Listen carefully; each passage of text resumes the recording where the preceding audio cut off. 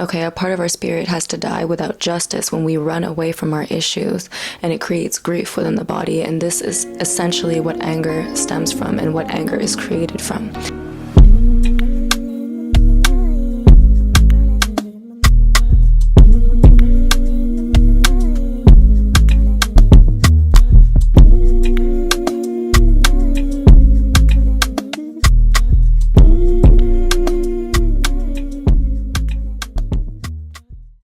Hi guys, and welcome back to Aim Higher with Mamayan. I'm your host Mamayan, and welcome back to the No Limits podcast, a podcast curated specially for creatives looking to release blocks and expand their artistry.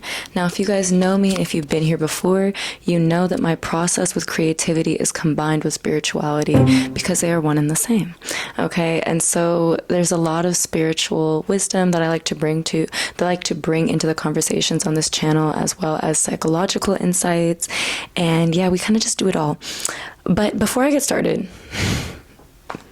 if anyone wants to sponsor me to go to Cowboy Carter, please just let me know. I had to throw it out there. Listen, I had to throw it out there. I had to try. I had to just throw it out there, put it out in the universe, and see what comes back, okay? Because I'm trying to go to Cowboy Carter. Anyways, let's get back to the topic at hand. Today, I actually want to talk about anger.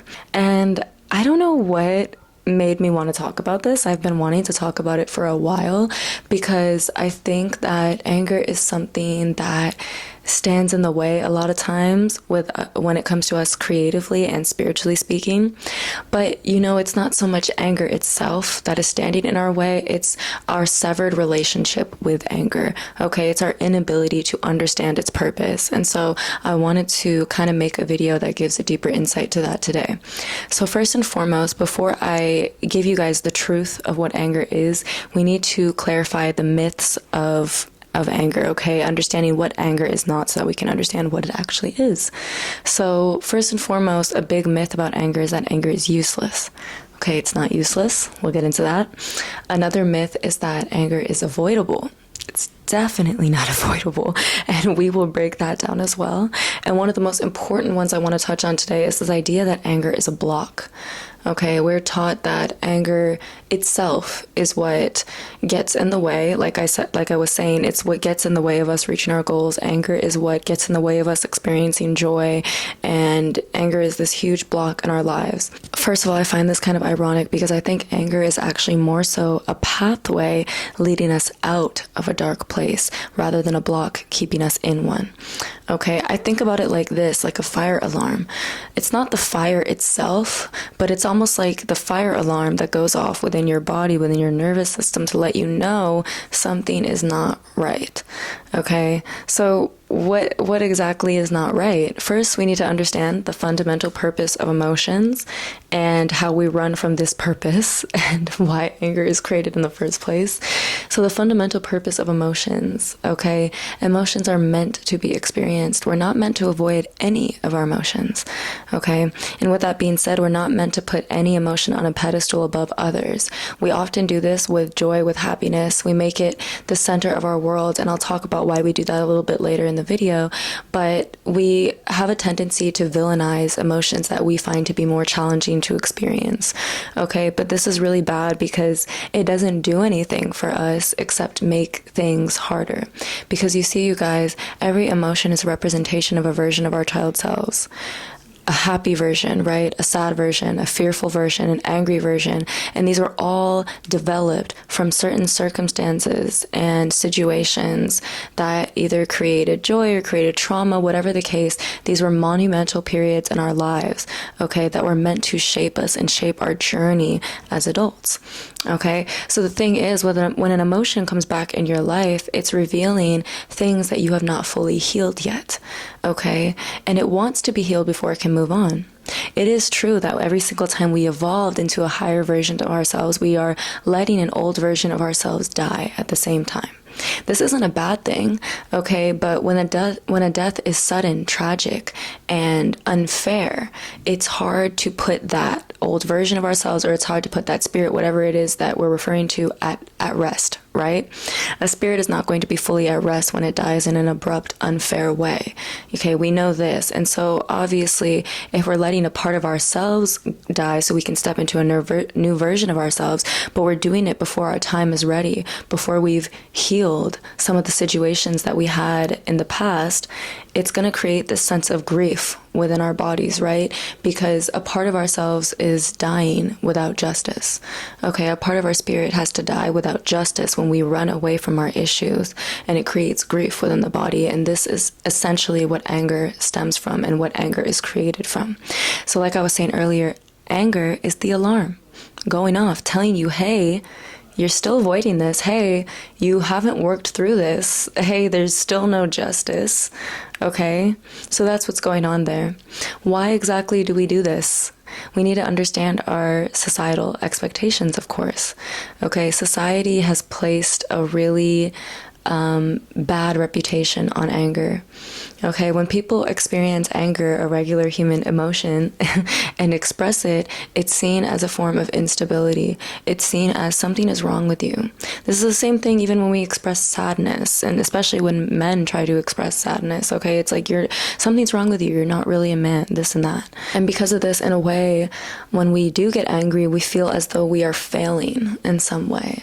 And so it is not actually anger in itself that is blocking us in this instant. Like I said, it's the poor relationship we have with it and the shame that is formed from when we do experience it. And I was actually talking with a couple of my friends last week, and we were talking about shame. So shout out, hi guys. I don't know if they want me to say their name, so I'll just be respectful. But anyways, we were talking about this the other day about shame, and it just kind of clicked for me that like, it's not really anger that harms us, right? It's the shame that we develop from experiencing anger because of the societal expectations that are being placed on us. Within us, we feel as though we're not meeting these societal expectations of being perfect all the time, right? Of not having any anger, okay? And so we begin to feel shameful over ourselves. And even if we do experience the anger, now we're wallowing in self-pity, like mad at ourselves for having done so. Okay, obviously there's healthy ways of experiencing anger and there are unhealthy ways of experiencing anger, and I want to get into that as well. Okay, and so the shame that you might feel for expressing anger in an unhealthy way is understandable. But once again, you have to understand that it's not entirely your fault, okay? Because you're just following the guidelines of what society has told you to do, okay? It's not your fault if you've never been allowed to experience your anger, okay? Or anytime you've expressed your anger at the injustice you felt towards a situation, it was shut down, okay? Because once this pattern is exhibited in childhood, over the course of our lives, we continue this pattern by continuing to suppress the anger within us, continuing to suppress those emotions, those feelings, that little version of ourselves, okay? The child version of ourselves who doesn't feel like they're heard, who doesn't feel like their feelings are being acknowledged, and we're doing that to them, okay? Because we're suppressing our anger. We're suppressing what that person feels, okay? And this is a terrible thing to do, and it's also a terrible thing to do to another person. When somebody else is angry, don't shame them for that, because they're experiencing a regular human emotion. Okay, now obviously, like I said, there are healthy ways to go about this and unhealthy ways.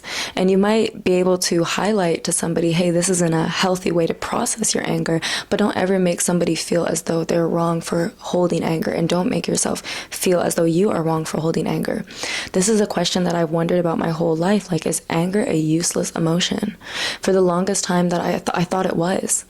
But in fact, I realized it's not that it's a useless emotion, it's that I don't understand it.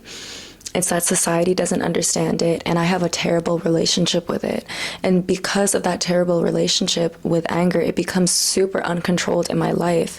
And there have been so many moments when anger will just suddenly explode out of me, okay? And I'll be like, oh no, I thought I defeated this. I thought I defeated anger. Which is so crazy because it's not something you can defeat. It is something, like I said, it's an alarm. It's something that is showing you, hey, something's wrong. So we don't try to defeat it. We try to learn, where is this coming from? What part of me is feeling unheard and unhealed? It's a part of you that constantly feels as though its needs are being overlooked. How it feels about a certain situation, or how it feels about a current situation or environment, is being overlooked. You're ignoring it. Okay, a lot of times this happens when we are living a lie, when we are not living in truth, not speaking our truth to other people, right? Trying to please people too much. Okay, a part of us starts feeling unheard. And that's where the anger comes from. Like, this is not fair. You're shutting me out. You're putting me down. Like, let me live, that's where that anger is coming from. Okay. And of course, it's like we do want to evolve. No, we don't have to allow old versions of ourselves to exist forever, but it's about acknowledging those old versions and healing those versions instead of just running from thing to thing. Lately, I've been contemplating moving home. For the longest time, I did not want to do this. It's not really my family's fault or anything, but it's just like being back home was a time period that I felt like I was experiencing a lot of toxicity and a lot of low points in my life. And I never had the opportunity to heal from my environment. I just ran away. Like, I'm serious. That's literally what I did. I just ran away from it. I was like, I just don't want to be here.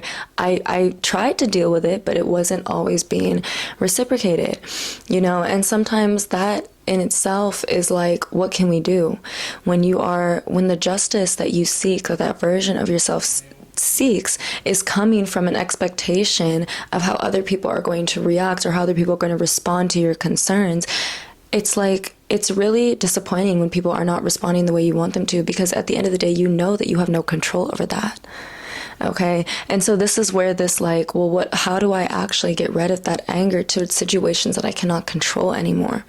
Okay. It's not always towards people. Sometimes it's towards situations. Maybe you didn't get the job you were looking for. Maybe something happened to you in your life tragically that you wish you could turn back time and erase and go over. Okay. Whatever it might be. These are reasons as to why anger exists. And it can feel really unsettling at times when we feel as though we can't get closure over these things. Okay. So how do we give our spirits justice? Okay, how do we channel this anger in a way that is going to heal that version of ourselves? If we can't get it from the outside world, how can we do that for ourselves? And that's what I want to get into today. So once again, I want to re-emphasize that it's not so much anger that creates the blocks within us, but it is the ignorance of that anger that creates the blocks within us, okay? Shame is what is truly blocking us from the experience of this emotion, which in turn will free us, okay? So I want to establish that first, okay? And shame is the process, like I said, of suppressing oneself, okay? So suppression, when we understand what suppression is actually how depression is formed as well. Suppression becomes depression, literally. And the reason why we don't always see that correlation is because we are taught that the opposite of depression is joy. So we see depression as sadness. But in reality, depression is the effect of how the body feels when you are literally suppressing yourself. Okay, it's literally the process of suppressing your spirit. Depression is what happens when your spirit is suppressed, when your spirit is not acknowledged and basically killed, left from your body. There's a belief that people can literally be walking around in the world without their spirits, okay? And there's this belief that, like, sometimes you can let go of your spirit in a certain place at a certain moment and leave it behind, okay? And when this happens, your spirit is living separately outside of you, somewhere else in the world, for you to go retrieve it, okay? And the reason why this is interesting to me is because this is something I feel like I can actually see in society. I can see when people have lost their spirits, okay? And it's weird because it's like you almost feel that's kind of where that sense or that lack of fulfillment is coming from, because you feel a part of yourself literally is gone, or yourself entirely is gone, and you feel unfulfilled because you don't feel whole, you don't feel complete. You've lost yourself somewhere along the road. And that's what that depression is. Depression is like a grieving process in itself. Let's really think about it. You're just sitting there. You go through the stages of grief when you're in depression. Okay, you're denying that you're even in depression. You're angry, you're sad, you're this, that. Like, you go through it all. You can't get out of bed. Like, it's almost like you're grieving, okay? Because you are. You're grieving the loss of your spirit, the spirit that you've suppressed, and at some point, for some people, even lost entirely. So now you're living outside of your double. Throughout the entire rest of your life, you're living outside of your double. How do you get it back? Okay, it's a slow process when it comes back to acknowledging the spirit, but that's why I wanted to emphasize to you guys, the opposite of depression is not joy. The opposite of depression is expression. Okay, and this is where we get into the creativity a little bit and the purpose that anger serves us. Now, I guess I am going to bring up Beyonce again because I think her Lemonade album is a perfect example of the purpose of anger. Okay, and this goes for many other artists and many other creatives in any area of artistry. Anger is what fuels our creative motivations. Okay, it gives us a moment to experience that contrast, experience the darkness that other people or other things place us in. We learn about it and we decide to seek justice for our own spirits. When we're not able to get justice from the situation, we can't go back in time. We can't get justice from the person because they don't care, right? We get to express this pain that we're feeling. Okay? It's not always a glamorous process, but in turn, something beautiful is created, and it creates justice for that little version of you because finally you have your story out. Finally, you get to express what it is that you're going through, but you're expressing it in a controlled manner through a creative outlet. Right? And at the same time, you're helping other people who might be going through a similar situation and they don't know what they should do about the situation. They get to go look at your art, at your creation, and feel better from it. Even this video in itself spawned from a moment of anger within myself. And if it's helping anyone today in this moment, then that is proof that anger has a purpose. Because I wouldn't even be creating this if I hadn't been experiencing anger. And anger isn't something that I just experience from time to time. I realize it's something that I've had a problem with, more specifically rage.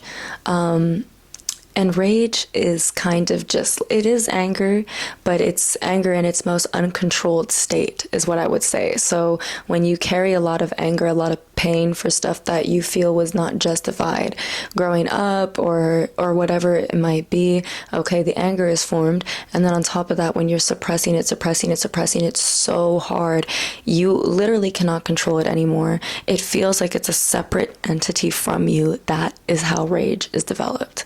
And it's crazy because the other night, before I went to bed, I just kind of had put a wish out there into the universe, and I had just asked like for some dreams that could provide me some clarity because the Pisces new moon is coming up and it's all about dreaminess.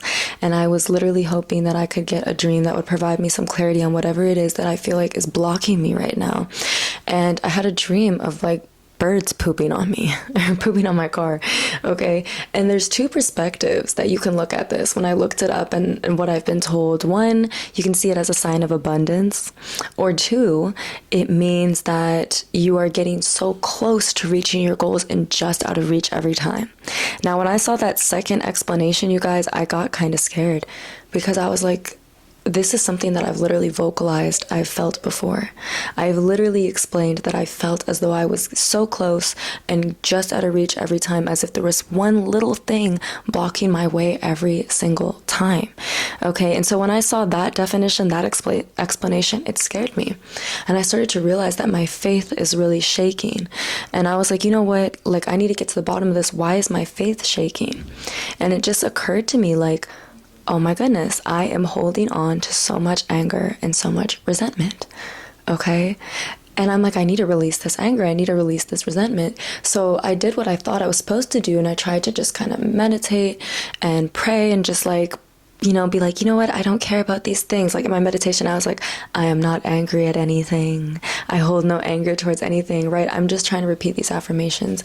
But this isn't doing anything because I'm not actually facing the emotion. I'm so ashamed that I'm carrying the emotion. I'm not allowing myself to just experience it and be freed from it. And this is crazy because I know this when it comes to every other emotion. I know that you have to experience it in order to be freed from it. But the way that I was taught growing up was that anger was not like the other emotions and that it was not meant to be experienced at all. But I realize, even though anger is not like the other emotions, it's not that it's not meant to be experienced at all. It's that it's meant to be experienced in a different way. You see, other emotions are meant to be felt, okay, within our bodies, within our spirit, internally, okay? And sometimes they're expressed externally, like through tears or laughter, or whatever it might be. But anger is literally expressed through art. Okay, anger is expressed through art, through justice, through passion. Okay, and so this is why anger is so important. Okay, because if we didn't have anger, it's like we wouldn't have as beautiful art as we do today. This is what this beautiful art has stemmed from. This is what fuels us to be creative in the first place. But like I said, it has to be done in a controlled manner where you get to know your anger. Okay, you understand where it's coming from. You allow that version of yourself to express what it feels was unjust about what you experienced. Okay, allow it to feel the way it feels. Comfort it, be there. You almost have to parent yourself a little bit. Okay, I just feel like if a kid is angry, I don't know, I'm not a mother, so I'm not sure. But I feel like if a kid is angry, I don't think that the best solution is to try to get the kid to shut up. Because clearly a piece of their spirit feels as though something unjust is happening. Let them experience what they're going through. Let them speak about it, okay? Because then as they grow up and get to understand their anger, it's going to give them more emotional intelligence in the long run. Sure, maybe that's hard to deal with them at first as a child, but that's them learning how to deal with themselves, okay? When we look at somebody else's emotional experience and immediately take it personally, we're denying that person the opportunity to understand themselves on a deeper level. Now, like I said, there is unhealthy ways to express anger when it is uncontrolled and it does come out as rage. It can easily get projected onto innocent people, okay? And that is not okay, okay? Because when I say allow yourself to experience your anger, I don't mean go scream at the next innocent person you see. Don't go scream at your family. I'm not telling you to do that. That's not what I'm saying. That's not a healthy way of going about it. That's what happens when it's uncontrolled. Okay, so we have to learn to express our anger in a way that is justifying to our spirit and doesn't create more shame within our spirits at the same time. And so next thing I want to get into a little bit is why doesn't everybody just do something creative then? Why doesn't everybody just explore their passions then if it's that easy? Now, yeah, it's easy to figure out what the solution is. It's not as easy to implement that solution. And my belief is that people are scared of creativity. And it has to do, once again, with shame. You guys need to understand that the inverse of shame is pride. Okay, they both stem from the ego, and they both stem from an image being upkept. If a portion of your image is falling apart, you feel shame. If you feel as though you're keeping up that image, you feel pride. Okay, and so to be vulnerable in any sense would be to put yourself in a position of possibly experiencing shame. And prideful people do not want to experience shame, which is ironic because the pride in itself is literally because of shame. So you're already experiencing it. It's kind of backwards and twisted, and I don't think people truly understand why it doesn't make sense, but that is the truth. That's why people are scared of being creativity, because they don't want to admit to the shame that they are experiencing. Okay? The pride is the inverse of shame, and they don't want to admit to it. But at the same time, they are admitting to it because they're showing that they're prideful, so it really makes no sense. And yeah, it really makes no sense if you're still not allowing yourself to do something creative or express yourself. It doesn't really make sense, because who are you doing that for? And that's another thing, you guys. You don't have to show anybody your art. Your art is for you. You can show it to people if you feel as though you could help people and you don't care what people think. And that's just another level of freedom, in my opinion. But you don't have to. And there's no such thing as good or bad art. That's not what art is about. Okay, the whole idea that art is supposed to be performed a certain way goes against what it is. Okay, so there's a difference between something being somebody's job and something being somebody's way of expressing themselves. Okay, people who have an artistic job, okay, and see it only as a job might see it as something that there is a hierarchy to, but that's just not the case. People who create for their spirit, create for their soul, do not see it that way. There's no hierarchy. This is just me, okay? And it's that type of art that ends up being the most loved anyways, because it's authentic. Authenticity, you guys. And this is what we're missing from society. This is why you're experiencing anger. You're not living in your authentic truth. Whenever something is going on with your spirit, the body will reflect it. Okay, and so when you have an emotional outburst, it's reflecting something that's going on with you internally. Okay, anger can also result in stress, right? And stress can result in so many different things to the body, right? It can result in your skin breaking out, hair falling out, gaining or losing weight, whatever it might be. And this is all from unprocessed anger, unprocessed emotions. Okay, the version of yourself you're trying to leave behind, but you're not healing before you leave it behind. Okay, it's all a product of basically you avoiding doing the healing. And it's not always easy. Some people have a lot more to heal than others, and I feel like it's very easy for me to sit here and say, like, well, you just need to heal yourself. As somebody who, I just think in comparison to some of the tragedies that are going on around the world, I don't think I'm allowed to complain that much. I mean, I live in America. Like, America definitely has its issues, but I'm not living through war. I'm not living through starvation. I'm not living through, not living in captivity. And so obviously, you know, it's not always an easy process depending on what it is you've experienced. But, you know, going back to my other video on just start. Sometimes you just have to start. You have to make that first effort. And it's so crazy because you guys, oh my goodness, the amount of times I have tried to get people to just pick up a paintbrush and paint one stroke on a canvas. And do you know how hard it is to get people to do that? It is so hard. Like, people are so resistant to creativity. They won't even just pick up a pencil, draw one line. They won't even pick up a paintbrush, draw one paint stroke on a canvas. Some people have not done anything creative in years, and they're scared and they feel like they can't do it. I'm like, I'm just asking you to brush a line on a canvas. Who cares if it's good or not?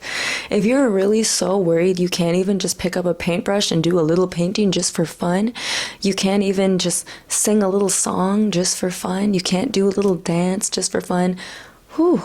There's a lot of work that needs to be done, because you shouldn't be that scared of living authentically. You shouldn't be that scared of living creatively, doing what your soul is meant to do, what your soul is craving to do. The child version of yourself that you've shut out still wants to do those things. You know? Stop avoiding creativity. Stop being prideful. Okay, and stop being ashamed of your anger. You're only a human being, and human beings are meant to experience all kinds of emotions. No level of achievement or accomplishment is going to drown out the human experience. No level of accomplishment or achievement is going to drown out human emotions. Okay, just because you accomplished this, and this, and you're on all these milestones in your life, you're wondering, why does anger keep creeping up? Because you still haven't healed that version of yourself. It doesn't matter how much you do and how much you achieve to run away from the issue at hand. It's always going to come back. Face it. Express it. Right? Express yourself and be freed. That's the only way you can be freed from anger, is to admit that you have it and to experience it and to acknowledge it. Have you guys ever felt that sense of release after you just have like an angry outburst? And once again, not healthy to have an angry outburst on another person. But even like if I'm just by myself in my room, I'll just have like an angry outburst just by myself, right? Not harming anyone, but it's just I'm allowing myself to experience what I'm experiencing, right? And immediately after, I just kind of feel like, okay. and honestly, sometimes anger can be expressed in a soft way too, you guys. It doesn't have to be expressed as rage. Like I said, rage specifically is uncontrolled anger. It's a combination of uncontrolled emotions entirely. Okay, so that's rage. Okay, but anger in itself can be processed in soft ways. It can be processed through laughter. It can be processed through tears. you know, and joy even. Sometimes my anger is processed through joy. I'll be angry and I'll start writing a song just for fun. I'm never showing the people the songs, but I'm just writing my own song because I'm angry. And then I look over the lyrics and I'm like, this is actually good. Then I start getting happy and excited, and I start giving gratitude for my anger because I'm like, wow, I just made something amazing. Okay, and then I've released it. I don't even know what I was angry about anymore because whatever, I just made a cool song, you know? So anger doesn't have to be processed in a harsh way, but you can't keep denying that it's there, okay? Because like I said, it is the alarm trying to bring your attention to something that is still bothering you, that is still holding you back. Thank you guys so much for listening. This is all I have for you today. I hope this informed you guys a little bit deeper on anger and maybe made it less of an enemy to you in your mind. Okay, when we look at anger in this new perspective, we can actually see it more as a friend, more as something that is trying to benefit us. It's trying to help us. Okay, it's like the wake-up call from the universe to tell you, hey, you gotta fix this, please, you know? So stop seeing it as an enemy. Stop villainizing yourself for having it, okay? And stop shaming yourself for having it, because like I said, all this is going to result in is uncontrolled anger, rage, okay, that gets projected onto innocent people, okay, and that is going to create more shame, and that essentially just creates more and more blocks you have to go through, okay? When you're resisting your anger and then you're letting the anger come out in an outburst, now you've created another issue, okay, and then it's going to come back again, and if you respond the same way, another issue, and the mountain keeps piling up, okay? Stop resisting. What you resist persists. Allow yourself to flow, okay? And I've talked about this many times. If you guys are more interested in those videos about flow, definitely watch my previous video before this one, and definitely watch my video on 2025, having feminine energy, which is all about the flow. Anyways, thank you guys so much for being here today. Like I said, I really hope this video helped, and I just want you guys to know, like, this channel will be going through some changes. There's certain resources that I want to get to just amplify the quality for this channel, so I'm hoping that will be happening soon. I'm hoping that we will be having guests soon. I've already spoken to some people that I want to have on the show and make this more of like an actual podcast instead of just me sitting here talking by myself. So it will be getting better. Thank you for those who have supported this long. And I just ask you guys to keep holding on, keep believing in me, okay? Because we've only been doing this less than a year, and good things take time. Okay, so just know that this is going to be beautiful, and we're building a beautiful community. Oh my God, actually, thank you guys for 500 subscribers. I know it's not much, but I'm very happy about that because we're halfway to 1,000, and that just feels cool. I feel like I'm going to take myself out to celebrate. You gotta celebrate the little wins, you guys. Maybe I'll make a video on that. But anyways, thank you guys for watching, and I'll see you next time.